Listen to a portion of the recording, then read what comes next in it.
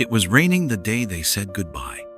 Not the kind of rain that frightens, the kind that lingers, quiet and endless, as if the sky itself wanted to remember. The man was leaving for war.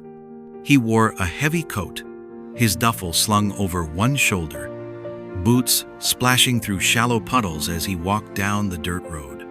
Beside him trotted a shepherd mix, small, loyal, its fur already soaked, tail brushing against his leg with each step. When they reached the crossroads, the man knelt down.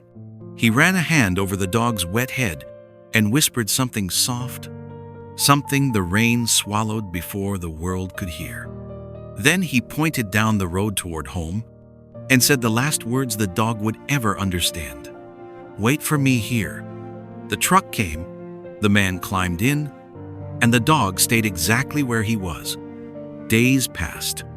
The rain kept falling. Villagers walked by, glancing at the animal standing alone at the corner, its fur clinging to its ribs, eyes fixed on the road beyond the trees. Someone threw scraps of bread, another tried to chase it off. But the dog never moved far. It always came back to that same spot, where the scent of goodbye still lingered. When the sky cleared, it lay down beside the puddles, ears twitching at every passing engine. Whenever it heard a truck approaching, it stood again, tail wagging, eyes bright with hope, only for silence to return each time. Seasons began to turn. Summer's heat baked the road dry.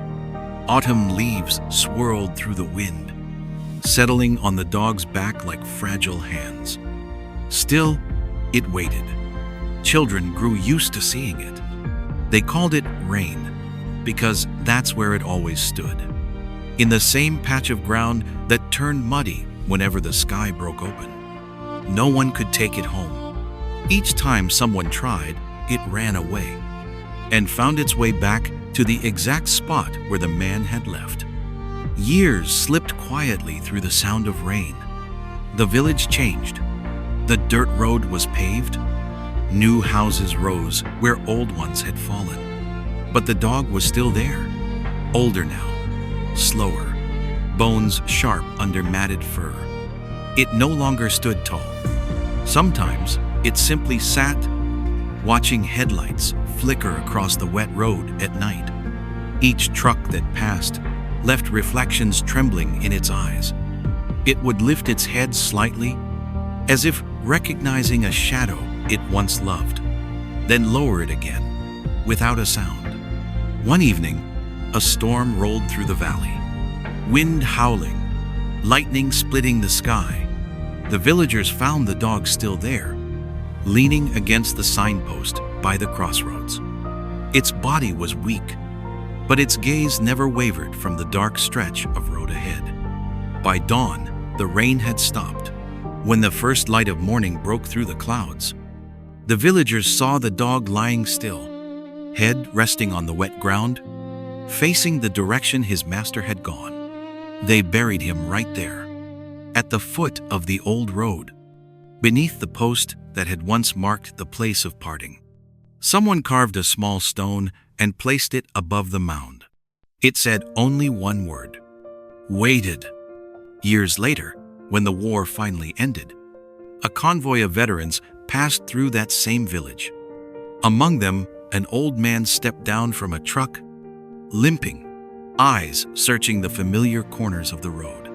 He looked at the stone, ran his fingers over the letters half faded by rain, and knelt in silence.